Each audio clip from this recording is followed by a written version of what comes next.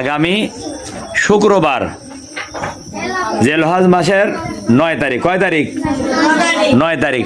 ফজরের পরের থেকে ডানি বায়ে সালাম ফেরানোর পরের থেকে তাকবীর পাঠ করা। কি পাঠ করা? বলেন আল্লাহু আকবার, আল্লাহু আকবার,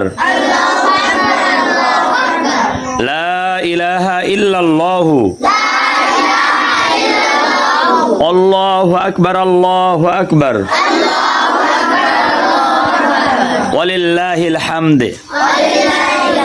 তাহলে আগামী শুক্রবার ফজরের পর থেকে শুক্র, শনি, রবি, সোম, মঙ্গলবার আসর পর্যন্ত এই তাকবীরটা যারা পুরুষ তারা নামাজ ডানি বায়ে সালাম ফেরানোর পরেই উচ্চ আওয়াজ একবার পাঠ করা। কয়বার পাঠ করা?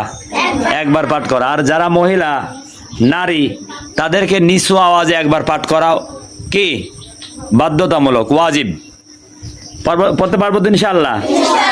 আবার বলি আল্লাহু আকবার, আল্লাহু আকবার, লা ইলাহা ইল্লাল্লাহু, আল্লাহু আকবার, আল্লাহু আকবার,